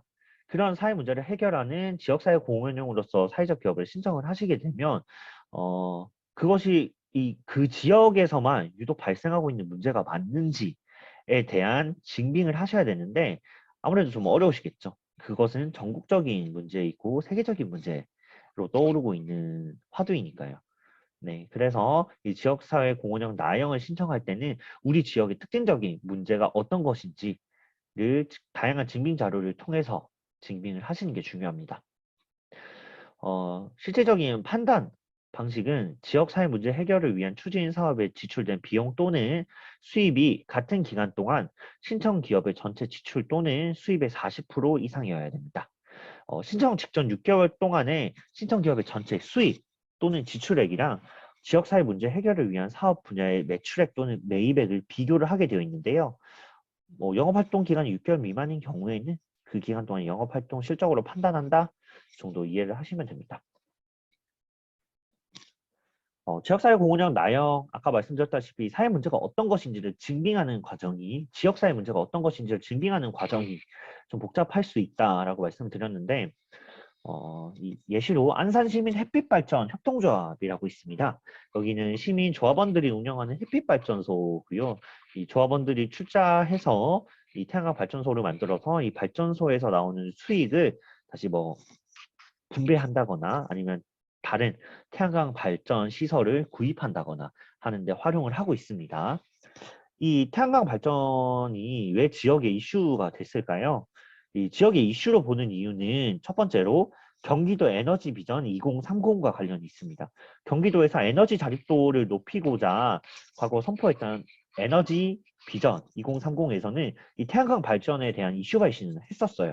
거기에 이에 따라서 안산 에너지 비전 2030 선포식을 통해서 이 태양광 발전 에너지 자립에 대한 이슈가 우리 지역의 중요한 이슈다라는 것을 미리 선언한 그런 내용이 있었죠. 네, 이런 햇빛 발전과 관련된 사회적 기업들은 이러한 지역의 사회적 문제들을 증빙을 하면서 지역사회 공헌형 나형으로 인증을 받아서 활동을 하고 계십니다. 네, 지역사회 공헌형 다형입니다. 지역사회의 사회적 목적을 추구하는 조직을 지원하는 유형입니다. 지역사회의 사회적 목적을 추구하는 조직을 대상으로 컨설팅, 마케팅, 자금 등을 지원하는 경우에 해당을 하는데요. 여기서 사회적 목적을 추구하는 조직, 사회적 경제 조직이라고 말하는데요. 통상 예비 사회적 기업, 사회적 협동조합, 마을기업, 자활기업 등을 이야기를 합니다. 이러한 기업들을 대상으로 컨설팅, 마케팅, 자금 지원 등을 하는 기업이 이 다형으로 신청을 하게 되어 있습니다. 실질적인 판단 방식은 사회적 목적을 추구하는 조직을 지원하는 사업에 지출된 비용 또는 수입이 같은 기간 동안 신청 기업의 전체 지출 또는 수입의 40% 이상이어야 합니다. 네, 이런 것들을 증빙하기 위해서는 재무제표, 계정별 원장, 실제 우리 세금 계산서 등을 통해서 증빙을 하기 때문에 이러한 자료들을 잘 구비를 해 두셔야 할 것 같습니다. 마지막으로 기타 창의력 신형입니다. 기타 창의력 신형은 사업의 특성상 사회적 목적의 실현 여부를 요건에 따라 판단하기 곤란한 경우에 신청합니다. 가장 중요한 것은 사업의 실적을 계량화할 수 있는 경우에는 기타 창의력 신형으로 신청이 불가능하십니다. 네, 이 점이 중요하고요. 통상 사회 서비스 제공형으로 볼 수 있는 그런 사업의 형태들을 기타 창의력 신용으로 신청하시면은 해당 사업을 사회 서비스 제공형으로 바꾸어서 신청하시라라고 직접적으로 이야기를 하시기 때문에 우리 사업이 개량화할 수 없는 이유에 대해서 사전에 대표님께서 고민을 하셔야 될 것 같습니다. 조직의 설립 취지나 조직이 해결하고자 하는 사회 문제와 그 문제를 해결하는 방식이 창의적이어야 한다, 혁신적이어야 한다라는 점도 중요한 심사 요소 중에 하나입니다. 그렇다 보니까 기타 창의력 신형의 경우에는 이 서류를 준비하는 과정이 되게 복잡하다라고 말씀을 드릴 수 있습니다. 이 개량할 수 없는 실적을 어떻게 우리가 사회의 문제를 해결할 수 있는 방법으로 보여줄 거냐에 대한 내용과 기본적으로 이 시장에서 기존에 나와 있던 이 문제를 해결하는 방식과 어떠한 차별점이 있는지, 왜 개량화를 할 수 없는지에 대한 내용들을 종합적으로 증빙을 하셔야 되기 때문에 많은 서류 작업이 필요한 유형이다라고 이해를 하시면 될 것 같습니다. 예를 들어서 취약계층에게 편의를 제공하는 이런 사회적 기업이 있습니다. 취약계층에 대한 유무형의 콘텐츠 생산, 개발, 제공 통해서 취약계층에게 편의를 제공하는 기업인데요. 청각장애인들에게 이 실시간 자막 타이핑 을 제공하는 AUD 사회적 협동조합이라는 기업이 있습니다. 청각장애인들은 이 포럼이나 행사장에서 해당 내용들을 들을 수가 없잖아요. 그래서 그러한 내용들을 타이핑을 통해서 시각적으로 확인할 수 있게 이 문자 통역 서비스를 제공하는 이 기업은 기타 창의력 신용으로 인증을 받았습니다. 네, 여기까지 해서 사회적 목적 실현과 관련된 내용을 마무리하고요. 네 번째로 이해관계자가 참여하는 의사결정 구조입니다. 사회적 기업은 반드시 서비스 수혜자, 근로자 등 다양한 이해관계자가 참여하는 의사결정 구조를 갖추셔야 합니다. 해당 근거를 정관 또는 규약에 반드시 명시하시고 해당 내용을 공증을 꼭 받으셔야 하고요. 또한 해당 규정이 명시된 이후의 의사결정 구조 운영 실적만을 인정을 하시기 때문에 정관에 해당 참여 근거를 명시하는 시기와 이 의사결정 운영하는 시기를 잘 맞추셔야 됩니다. 주된 의사결정 구조의 실질적인 운영의 경우에는 인증 신청 직전 6개월 이내 최소 한 번 이상은 해당 회의를 개최를 하셔야 되고요. 상법상의 회사의 경우에 통상 이사회로 이러한 것들을 진행을 하시는데요. 등기사항 전부 증명서 상에 근로자 대표나 사회 이사의 취임일 이후에 회의 실적만을 인정한다는 점 알고 가셔야 됩니다. 주된 의사결정 구조의 기준의 경우에는 통상 정관 또는 규약 등에 규정된 의사결정 기구를 인정을 하는데요. 통상은 일반적으로는 이사회 통해서 이런 의사결정 구조를 이행을 하고 있습니다. 구성에 관련해서는 최소 3인 이상으로 구성을 하셔야 되고요. 사회적 목적 실현 유형 관계없이 근로자 대표나 외부 이해관계자, 상법상의 회사는 아까 말씀드렸듯이 사회이사가 참여하셔야 됩니다. 이 구성과 관련해서는 특수이해관계자 등이 특수이해관계자 구성이 50%를 초과하는 경우에는 다양한 이해관계자가 참여했다라고 보지 않습니다. 외부 이해관계자는 이러이러한 분들이 외부 이해관계자로 판단이 된다라는 점이고요. 협동조합의 경우에는 조합원 수에 관계없이 이사회 외에 운영위원회를 주된 의사결정 구조로 인정하고 있습니다. 협동조합은 기본적으로 조합원이 10인 미만인 경우에는 직원의 임원이 겸직을 할 수 없기 때문에 이사회의 근로자 대표로 등기를 할 수가 없잖아요. 그렇기 때문에 운영위원회를 주된 의사결정 구조로 인정을 하고 있습니다. 사회적 협동조합의 경우에는 해당 요건, 이 이해관계자가 참여하는 의사결정 구조를 당연 충족하는 것으로 보기 때문에 이 부분은 걱정을 하지 않으셔도 될 것 같습니다. 사회적 협동조합의 경우에는 사회적 기업의 그런 정관상의 내용들, 반드시 들어가야 되는 내용들이 모두 포함이 되어 있기 때문에 당연 충족하는 것으로 본다라는 내용입니다. 다음은 영업활동을 통한 수입입니다. 인증 신청 직전은 6개월 동안의 영업활동을 통한 수입이 같은 기간 지출된 노무비 대비해서 50% 이상이어야 된다라는 이야기입니다. 예를 들어서 우리가 제품 생산이나 판매하는 활동에 직원의 인건비가 1,000만 원이 지출이 되는 경우에는 매출이 500만 원 정도는 나와야 된다라고 이해를 하시면 될 것 같습니다. 이렇게 판단하는 근거들은 모두 여러분들이 발급받으실 가결산 재무제표 또는 재무제표를 바탕으로 이러한 내용들을 판단을 한다라는 점 확인하시면 좋을 것 같고요. 아까 말씀드린 영업수익, 매출액에서는 제조업에서는 원재료비를 제외하셔야 되고요. 유통업에서는 상품 매출 원가를 제외하셔야 됩니다. 네, 아까 말씀드렸다시피 재무제표 꼭 발급 받으셔서 이런 내용들 증빙을 하셔야 되고요. 해당 재무제표는 신청 직전월 기준으로 가결산 재무제표를 발급을 받으셔야 됩니다. 그 가결산 재무제표에는 반드시 재무제표 확인원이 필요하고요. 그리고 완전 자본 잠식의 경우에는 작년 기준으로는 인증된 사례가 거의 없습니다. 거의 없기 때문에 이 완전 자본 잠식의 경우에는 우리 기업의 지속 가능성과 관련된 지표인데요. 우리의 자본금이 완전히 잠식이 되어 있다라고 하면은 향후에 우리 기업 지속 가능성이 부족하다고 판단을 해서 인증에 불리한 조건으로 작용을 했었는데요. 금년 지침상에는 사업의 지속 가능성이 현저하게 부족한 경우에 재무 현황 등 추가 자료를 통해 위원회에서 인증 여부를 판단한다라는 지침이 추가되었으나 가급적 이 완전 자본 잠식의 경우를 해소를 하고 인증을 신청을 하시는 것이 인증 심사관 우리 기업의 지속 가능성을 판단하는 데 긍정적으로 작용할 것 같습니다. 완전 자본 잠식은 우리 가계선 재무제표를 발급을 받았을 때 자본 총계가 마이너스인 경우를 이야기를 합니다. 우리 자본금이 완전히 잠식된 상황. 우리 기업의 지속 가능성이 좀 부정적으로 보일 수 있는 지표라고 다시 한번 말씀드립니다. 영업 수입의 경우에 아까 제조 원가 명세서상 원재료비 제외하고 유통업의 경우에는 매출 원가 제외한다는 내용으로 참고용으로 준비를 해봤습니다. 네, 정관의 필수 사항입니다. 사회적 기업 신청을 위해서는 정관에 필수적으로 기재되어 있어야 하는 사항들이 있는데요.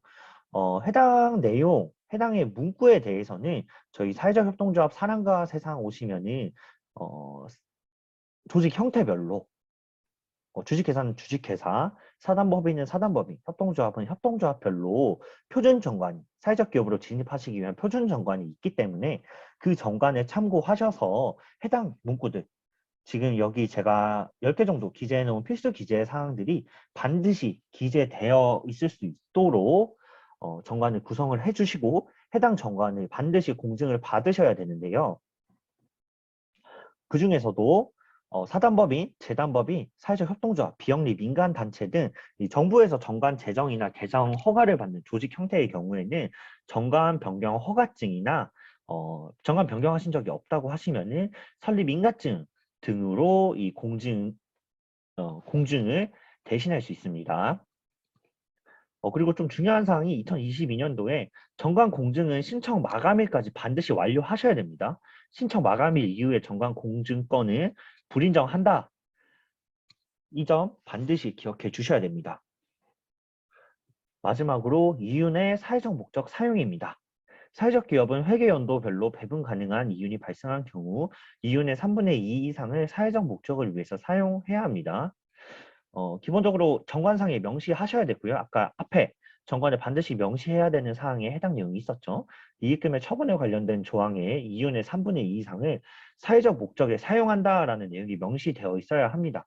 이 사회적 목적에 사용한다는 내용은 아래에 배분 가능한 이윤의 사회적 목적 사용 기준 네, 이런 방식으로 사용을 하겠다라는 내용이 반드시 명시가 되어 있어야 하고요. 또한 해산 및 청산 조항에 배분 가능한 자녀 재산이 있을 경우 3분의 2 이상을 다른 사회적 기업 또는 공익적 기금에 기부하겠다는 내용이 명시되어 있어야 합니다. 배분 가능한 이윤의 범위에 대해서는 손익계산서나 당기순이익을 통상 기준으로 산정을 하고요. 뭐 이러한 내용들 토대로 배분 가능한 이윤의 범위를 산정을 한다 생각을 해주시면 되겠습니다. 다만 기본적으로 이 이윤 배분에 제한이 있는 조직 형태가 있죠. 대표적으로 사단법인이나 사회적 협동조합이 있습니다.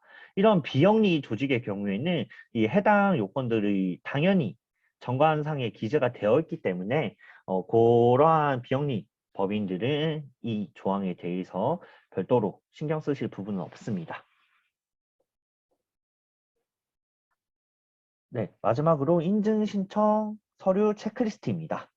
인증 신청을 하기 위해서 어떤 서류들을 제출을 하셔야 되는지 몇 가지 가지고 왔는데요.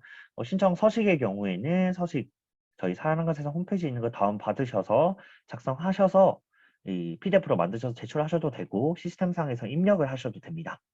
조직 형태의 경우에는 등기사항 정보증명서, 비영리 민간단체 등록증, 사업자 등록증 등을 증빙해 주시면 되시고요. 유급 근로자의 경우에도 근로계약서라든지 고용보험 사업장, 자격자 취직자 명부, 급여 대장 등을 반드시 첨부를 해 주셔야 됩니다. 사회적 목적 실현에서 사회 서비스 제공형 경우에는 이 사회 서비스 제공 확인 서류 반드시 제출을 해 주셔야 되고요. 취약계층 근로자 증빙 서류라든지 기타 사회적 목적 관련 증빙 서류 제출해 주셔야 됩니다. 이해관계자 참여 의사결정 구조는 정관 또는 규약 제출해 주셔야 되고 말씀드렸다시피 반드시 공증 받으셔야 됩니다. 그리고 회의로 이사의 명부, 근로자 대표 확인 서류 등등이 필요하고요. 영업활동을 통한 수입에는 재무제표, 이 가결산 재무제표 말씀드렸죠. 그 신청 직전월 기준으로 해서 가결산 재무제표 반드시 발급받으셔야 되고요. 기타 이러한 서류들이 필요합니다. 거기에 좀 추가로 대표자 이력서, 기업의 특허증, 허가증, 뭐 직접 생산증, 최저임금 적용제의 공문 등 우리 기업의 사업 운영 관련된 서류들 추가적으로 증빙하고자 하시는 서류 있으시면은 해당 내용들도 같이 증빙해 주시면 됩니다. 네, 이렇게 인증 요건에 대한 설명을 마치고요. 예비사회적 기업 지정 요건에 대해서 말씀드리겠습니다. 예비사회적 기업 지정 요건은 앞서 말씀드렸듯이 기업 인증 요건에서 좀 완화된 요건을 적용을 하고 있기 때문에 사회적 기업 인증 요건에 대해서 학습하신 분이라면 예비사회적 기업 지정 요건에 대해서 이해하시는 데는 어렵지 않습니다. 예비사회적 기업의 요건입니다. 해당 표는 앞서서도 한번 보셨던 표기 때문에 조직 형태, 영업활동을 수행할 건 사회적 목적 실현, 예비사회적 기업 지정 요건에 따른 정관 규약 등 구비, 배분 가능한 이유 내 3분의 2 이상 사회적 목적을 위해 재투자한다는 요건 정도가 있다. 알고 가시면 될 것 같습니다. 예비사회적 기업의 신청입니다. 인증사회적 기업의 경우에는 상시 신청이 돼 올해는 분기별로 심사를 진행을 한다. 라고 말씀을 드렸습니다. 그래서 분기 이전에 신청한 건에 대해서 접수 예정이고 해당 접수 마감일에 대해서는 향후 사랑과 세상 홈페이지에서 확인하실 수 있다. 라고 전달을 드렸는데요. 예비사회적 기업은 공고가 나왔을 때 해당 공고일에 맞추어 신청을 하는 그런 방식입니다. 예비사회적 기업은 지역형 예비사회적 기업과 부처형 예비사회적 기업이 별도로 있는데요. 지역형 예비사회적 기업은 경기도에서 예비사회적 기업을 육성하고자 지정을 하는 기업들이고요. 부처형의 경우에는 정부에 있는 각 부처들에서 예비사회적 기업, 사회적 기업으로 육성하고자 지정하는 예비사회적 기업입니다. 해당 공고 시기는 지역형 예비사회적 기업의 경우에는 1년에 2번 정도 작년 기준으로 진행이 됐었고요. 부처형 예비사회적 기업은 부처마다 상이하다는 점 알고 계시면 될 것 같습니다.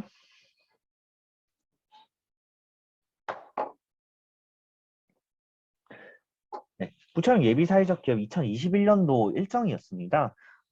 각 부처에서 공고를 언제 내고 심사를 언제 할지에 대해서 이렇게 간단하게 요약해 놓은 자료였었는데요. 2022년도에도 해당 자료가 발간될 것으로 예상되니까 발간되면 저희 사랑과 세상 홈페이지에 게시할 예정이니까 저희 사랑과 세상 홈페이지에서 다운로드 받으셔서 확인하시면 될 것 같습니다. 네, 요건 첫 번째 조직 형태입니다. 조직 형태는 앞서 인증 때 봤던 조직 형태와 동일합니다. 동일하고 개인 사업자가 이 예비사회적 기업을 신청을 못한다는 것 역시 동일합니다. 다만 그 밖의 조직 형태로 박물관 및 미술관 진흥법 그리고 문화예술진흥법에 따른 이런 단체들이 추가적으로 예비사회적 기업 지정을 받을 수 있다라는 점, 네, 그런 점 알고 가시면 될 것 같습니다. 다음으로 사회적 목적의 실현과 관련된 내용입니다. 인증과 달리 예비사회적 기업은 사회적 목적의 실현 여부 판단은 계획을 가지고 판단을 하기 때문에 정관 및 사업계획서 기준으로 심사를 한다라고 보시면 됩니다. 그렇기 때문에 이 사회 서비스 제공을 신청하실 때 조직의 주된 목적이 취약계층에게 사회 서비스를 제공하는 게 취약계층 비율이 30% 이상이 될 계획을 사업 계획서에 작성을 해 주시면은 지정 신청이 가능하시다라는 점입니다. 만약 기존 실적을 보유하고 계시다고 하시면은 3개월 이내의 자료에 대해서는 지정 판단관의 참고 자료 정도로 활용을 할 수는 있습니다. 네. 다른 유형도 다 마찬가지로 이런 계획을 통해서 기본적인 요건을 갖출 계획을 본다라고 생각을 하시면 될 것 같고요. 다만 일자리 제공형은 특이사항이 있습니다. 조직의 주된 목적이 취약계층에게 일자리를 제공하는 것인 경우에 전체 근로자 중에 취약계층의 고용 비율이 30% 이상이어야 되는데 일자리 제공형은 이 계획만으로 들어오실 수는 없고요. 신청 전월말 기준으로 해서 1명 이상의 유급 근로자 고용을 하셔야 되고 이 인원에 대해서는 고용 비율, 취약계층 고용 비율 30%를 충족을 하셔야 됩니다. 1명 고용하시면 반드시 취약계층이셔야겠죠. 그리고 괜찮은 일자리 반드시 충족을 하고 계셔야 되고 신청 직전월 이전 3개월 이내에 고용조정 사실이 없어야 됩니다. 네, 사회적 목적 실현의 경우에는 일자리 제공형 외에는 다른 유형들은 모두 계획으로 들어오신다. 일자리 제공형도 기존의 실적과 계획을 포함해서 들어온다. 라고 보시면 되시고요. 요건 자체는 인증해서 설명드렸던 부분과 동일하기 때문에 이쯤에서 넘어갈 수 있도록 하겠습니다.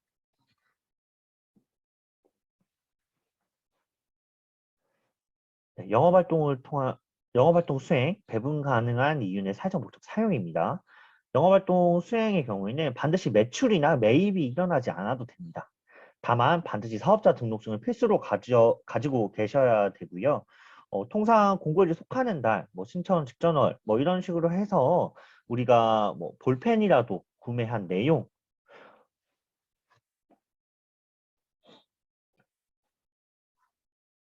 네, 다음으로 영업활동 수행, 배분 가능한 이윤의 사회적 목적 사용입니다. 영업활동 수행은 공고일에 속하는 달에 재화나 서비스 생산 및 판매 등 영업활동 수행 필요라고 되어 있는데 뭐 반드시 필요한 건 아닙니다. 반드시 고용이나 매출이 필요한 건 아니고요. 다만 사업자 등록증은 반드시 가지고 계셔야 됩니다. 고유번호증으로 신청 불가능하십니다. 이 점 꼭 확인해 주셔야 되고요. 어, 작년 하반기 지역형 지정에서도 이 사업자 등록증이 없으셔서 이 지정 신청을 취소하신 기업들이 다수 있어서 이 점은 지정 신청 전에 반드시 확인을 하셔야 되고요. 이 매출이나 고용의 발생을 하지 않아도 되기 때문에 이 관련된 증빙 자료로 월세로 우리가 지출한 내용 아니면은 영업 수행을 위해서 사무용품을 구입한 비용으로도 해당 요건은 증빙이 가능하기 때문에 그런 점 참고하셔야 됩니다. 다만 우리 향후에 설명드린 이 재정지원 사업에 참여하기 위해서는 유급 근로자 그리고 매출 발생이 필수적인 요소입니다. 그리고 배분 가능한 이윤의 사회적 목적 사용의 경우에는 인증 때 설명드렸던 내용과 동일합니다. 이 배분 가능한 이윤의 3분의 2 이상을 사회적 목적을 위하여 사용, 그리고 자녀 재산의 3분의 2 이상 공익적 목적의 기부, 기본적으로 비영리 법인은 해당 요건을 충족한다. 이러한 내용들이 모두 정관에 있어야 한다. 그런 내용입니다. 마지막으로 노동관계 법령 준수입니다. 노동관계 법령 준수에 대해서는 이 3개월간 위반 여부에 대해서 뭐 해소가 되었다라면은 문제가 없지만 이 해소가 되지 않았다라고 하면 문제가 되기 때문에 사전에 뭐 노무사님이나 다양한 컨설팅 통해서 우리가 이런 법령 등을 위반했진 않는지 등을 확인을 하셔야 됩니다. 그리고 마지막으로 가장 중요한 거 사회적 경제 관련해서 5시간 이상의 교육을 이수하셔야 됩니다. 이 교육 5시간 이상짜리 들으시면 되는데 이 사회적 통합정보 시스템 이러닝에서 교육을 들으시면 되는데 이 교육을 듣지 않으셔서 지정 신청을 못 하시는 기업들이 있으세요. 네, 그런 안타까운 상황이 발생하지 않도록 사전에 이 교육은 꼭 수강을 해주시기 바랍니다. 네, 지정 제한과 관련된 내용입니다. 지정 심사 시에 2년 이내에 3회 이상 탈락한 기업은 최근 탈락한 시점부터 탈락한 연도 다음 해까지 신청 제한이 된다는 내용입니다. 상세 내용은 2020년도 3월 지정 심사에서 탈락한 기업은 같은 해 9월 재탈락 및 21년 3월에 재신청 후 탈락 시에는 탈락한 시점부터 22년 12월까지 신청이 제한된다는 점이 있기 때문에 저희 지정 신청관 사전에 꼼꼼히 준비하셔서 신청하시기 바랍니다. 그리고 예비 사회적 기업, 지정 만료된 기업, 그리고 예비 사회적 기업, 인증 사회적 기업, 인지증 취소되거나 반납한 기업 또는 해당 기업과 실질적 동일성이 인정되는 기업은 해당 시점부터 3년간 지정이 제한이 됩니다. 과거에는 이 인증 사회적 기업 인증 취소 반납에 대해서 명확한 규정이 없었지만 올해 관련된 규정이 명확하게 규정이 되었기 때문에 과거에 사회적 기업 인증되셨다거나 인증되셨다가 취소 반납하신 기업은 이 내용 참고하시면 될 것 같습니다. 네, 그리고 신정기업 대표자가 기존 예비사회적 기업 대표자 겸직 경우 실질적 독립성 파악한다. 그리고 관련해서 부정수급 등이 발생했을 때는 발생한 경우에는 3년간 지정 제한이 있다라는 내용입니다. 마지막으로 예비사회적 기업, 사회적 기업 지원 제도입니다. 우선 대표적인 지원 제도 먼저 말씀을 드리겠습니다. 고용노동부와 경기도 그리고 지자체가 매칭하여서 예비사회적 기업, 사회적 기업을 지원하는 재정지원 사업이라는 것이 있습니다. 재정지원 사업에서는 일자리를 지원하는 사업과 사업개발비 등을 지원하는 사업, 그리고 사회보험료 등을 지원하는 사업이 있는데요. 일자리를 지원하는 사업은 일자리 창출 지원 사업이 있습니다. 사회적 기업이 신규 일자리를 창출할 수 있도록 인건비를 지원하는 사업인데요. 표현에도 적혀 있듯이 기존에 근로하고 있던 근로자에 대해서는 일자리 지원금 지급이 불가능하십니다. 이제 신규로 우리가 고용하는 인력에 대해서 이 일자리 창출 지원금이 지급이 되시고요. 지원 비율은 예비사회적 기업은 50%, 인증사회적 기업은 40%, 취약계층이면 20% 추가된다. 라고 생각을 하시면 될 것 같습니다. 전문 인력 지원 사업의 경우에는 사회적 기업이 전문 인력을 활용하여 지속적인 경영 혁신을 도모할 수 있도록 인건비를 지원하는 사업입니다. 지원금 한도는 200만 원에서 250만 원 사이고요. 통상 이 전문 인력의 경우에는 인건비가 높게 책정이 되어 있기 때문에 이 전문 인력 지원 사업을 통해서 우리에게 필요한 경영 인력이라든지 마케팅 인력, 영업 인력 등을 고용을 하셔서 우리 사업의 지속 가능성을 좀 더 확장하는 계기가 될 수 있도록 하는 사업입니다. 이 사업도 마찬가지로 신규로 고용하는 분에 대한 인건비 지원이 가능합니다. 전문 인력 지원 사업의 경우에는 연차별로 자부담을 하는 비용이 조금 다릅니다. 지원금의 한도가 있고 우리가 자부담하는 비율이 있는데 우리가 처음으로 전문 인력을 받은 예비 사회적 기업의 경우에는 이 자부담이 비율이 10%입니다. 그리고 두 번째로 한 번 받고 한 번 다음으로 다시 받은 두 번째 받는 예비 사회적 기업의 경우에는 자부담 비율이 20%고요. 사회적 기업에서 처음으로 이 전문 인력 지원 사업을 받으신다고 하시면은 1년 차에 20%, 2년 차에 30%, 3년 차에 50%입니다. 예비 사회적 기업에서는 기본적으로 한 명, 이 근로자 인원수 등의 요건들을 갖추셨을 때는 최대 2명까지 전문 인력을 채용을 하실 수 있고요. 사회적 기업의 경우에는 최대 4명까지 가능하십니다. 다음으로 사업개발비 지원 사업입니다. 사회적 기업 예비 사회적 기업의 기술 개발, R&D, 홍보 및 마케팅 등 지원 통해서 성장을 보조하는 사업인데요. 기본적으로 기업에서는 기업의 성장을 위해서 아이템을 개발을 하셔야 되고 그 아이템을 개발하는 비용 또는 우리 개발된 아이템을 판매하기 위해서는 홍보나 마케팅을 진행을 하셔야 되는데 그런 홍보나 마케팅을 지원하는 사업이라고 보시면 됩니다. 사업개발비 지원 사업은 회차별로 적용이 되고요. 1회차에서는 자부담 10%, 2회차에서는 자부담 20%, 3회차에서는 자부담 30% 지원이 가능하고요. 지원 한도는 연간 1억 원 이내, 연간 5천만 원 이내입니다. 이런 식으로 이해를 하시면 될 것 같고요. 가장 중요한 것은 이 지원 제도들이 우리가 사회적 기업에 진입한다고, 예비 사회적 기업에 진입한다고 반드시 주는 건 아니고요. 우리가 이 사업 개발비를 어떻게 활용할지, 우리 지원받는 인력들을 어떤 식으로 활용을 할지에 대한 계획서들을 제출을 해서 다시 한번 그 활용성, 이 효과성 등을 심사를 받으신 다음에 선정이 되셔야지 이런 지원 사업들을 받으실 수가 있습니다. 이 점은 다시 한번 강조 드리고요. 마지막으로 인증사회적 기업은 사회보험료 지원 사업이라고 해서 사업주 부담 4대 보험료 일부를 지원받을 수 있는 사업을 신청을 하실 수 있습니다. 지원 한도는 최대 50명이고 지원 기간은 4년입니다.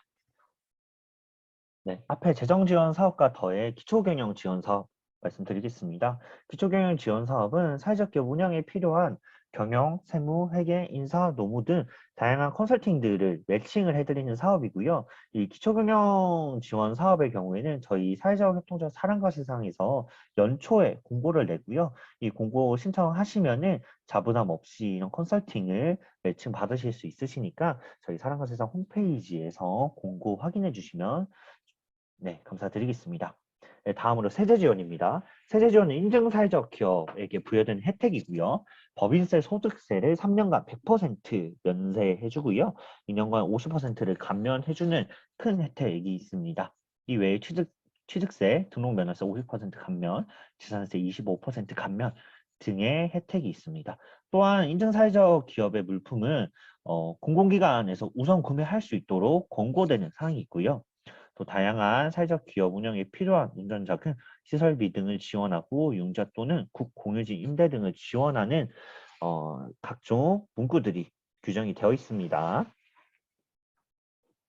이 외에도 다양한 기관에서 사회적 기업 활성화를 위해서 대상이 사회적 기업인, 사회적 경제기업인 사업들이 나오고 있으니까 여러분들께서도 함께 찾아보시면 좋을 것 같고 저희 사랑과 세상에서도 저희 홈페이지 열리말림방에서 관련 내용들 공유 드리고 있으니까 수시로 접속하셔서 그러한 내용들 확인하시면 좋을 것 같습니다. 네, 이상 금일 진행하였던 기초 교육을 마무리하고요. 금일 교육관에 궁금하신 내용들은 아래의 번호로 연락 주시면 언제든 답변 드릴 수 있도록 하겠습니다. 그리고 교육 관련된 자료들은 저희 사회적협동조합 사랑과 세상 홈페이지에 모두 게시할 예정이오니 그 내용 참고해 주시면 감사드리겠습니다. 감사합니다.